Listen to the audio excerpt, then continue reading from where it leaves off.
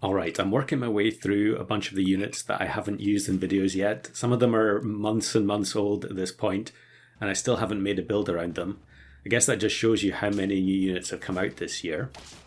But I put a couple of posts up in the members only area asking for suggestions of which of the unused units I should tackle next.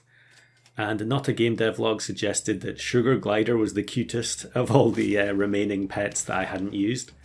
So that's what we're doing today. Now, I may have bought Sugar Glider in some other videos, I don't remember for sure, but I've definitely not made a team around it. And of course, some of these units that are on my list of pets that are waiting for a build to be designed around them, I will have bought them when I'm playing random packs, but usually it's only for 1 or 2 turns, and most of those random pack games end in disaster anyway. So the concept I want to go with for Sugar Glider is to play Emperor Tamarin. I guess I should explain the Sugar Glider's ability first, just in case anyone else hasn't played it much like me. Every turn it will spawn a free cupcake at start of turn. And at level 2, that one cupcake will now give plus 6/6 temporary stats, and then at level 3 it's plus 9/9. I think obviously most people are going to gravitate towards playing Cat with with those boosted cupcakes, and we're not going to be any exception today. However, we are going to take advantage of a rarely seen mechanic involving Emperor Tamarin, and that's why we're cooking it up with the Dromedary at the moment. So we get the Sugar Glider with some stat swap. It does have a 1/3 starting stat line, which is pretty bad for tier 3. But of course, in customs, that's really no issue at all. And I think we are going to be okay here with the... I think we got lucky stacking some buffs onto a third Dromedary, which always helps these Drom games go a bit further. Now, I'm immediately just feeding the Sugar Glider the 6/6 cupcake, and look at the size of the unit it becomes. And if you just put garlic on it, a lot of the time it's just going to sweep opposing teams like it does here. Luckily, the hippo at the back isn't big enough to counter sweep. So we might as well just keep greeding. Okay, now I'm going to sell the Dromedary. I guess it's also because I need to free up the shop to try and find the Tamarin level up. And actually, this method kind of improves Tamarin significantly. Yeah, if you're not aware, Tamarin, when you sell it, if it has any temporary stats, they become permanent on the pet that got buffed in the shop. I guess that makes sense. You can't have... I suppose actually nowadays you can have temporary stats in the shop with Ouroboros, but for whatever reason the Tamarin stats translate into permanent stats. And it's just nice to be able to actually use Tamarin in a sensible way. So I'm taking the Quets to instant level the Tamarin, and then we grab another Clownfish to get even more stats onto it before we commit to buying some cupcakes. Now actually you don't need Cat for this setup to work. Of course it's going to be better and you're going to need fewer cupcakes, but I think later on in this run I'm actually just going to start saving cupcakes over multiple turns, and then we'll use them all at the same time. So we grab the Cat. Now the cupcake gives plus 12/12, and we sell the Tamarin onto the Lionfish to give ourselves a chance of staying alive.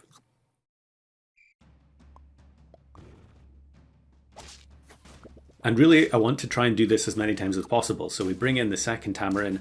We're going to use the combo of Quetzalcoatl and Clownfish to boost it up. And yeah, we end up scraping a draw here, which is nice. I suppose maybe that wasn't a scrape, but yeah, it was a draw.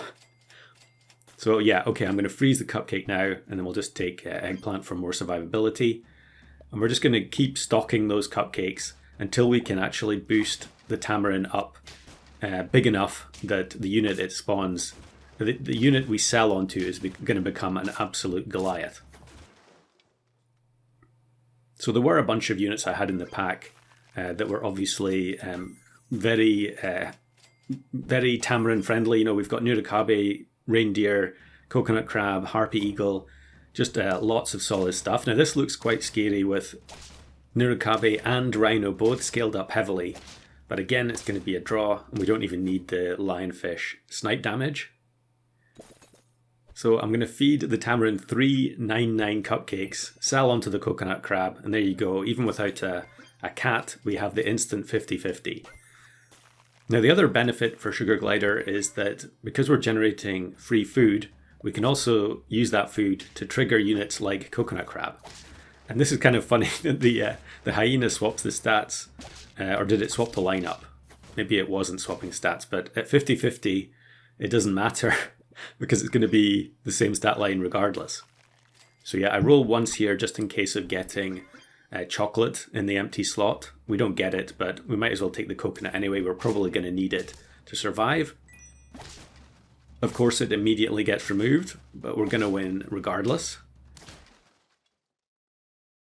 And I think now if I want to get another Tamarin in, which is what we're just rolling for here, I have to sell clownfish.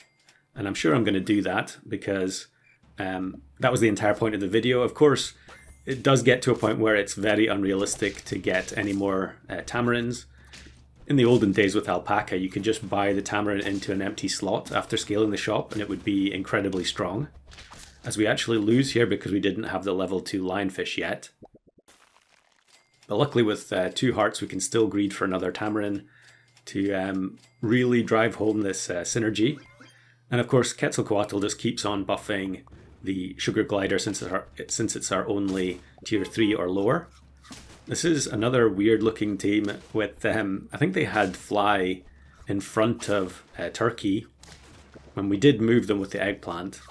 But the level 2 shark at the back is going to make it extremely likely that this is going to be yet another tie. It is kind of strange how this often happens when you're fighting tooth and nail to get up to these later turns, and then it starts becoming a draw so frequently. Yeah, I'm not really sure exactly why that is. So here I was thinking about Swordfish, but I think I'm actually at the position where I feel like Swordfish isn't going to be good enough. Because at level 1 there's a decent chance this late it's not going to kill anything. Although I guess it would have done against this team. Yeah, we are just going to win again. And I find the third Tamarin. Luckily, we can buy all 5 of these cupcakes. Or maybe I'm only going to buy... Yeah, we don't need all of them. And then the last one can go on the Sugar Glider. But now we are into the range. I mean, it's turn 19. There's a very strong chance that every other team we face is just going to have 50-50s across the board as well. And we are one 50-50 short with the Quetzalcoatl in the middle. Here's the guy who plays draw teams every day with small one. And would you actually believe that this quote-unquote draw team beats our squad with multiple colossal units? I guess that's just the strength of that setup.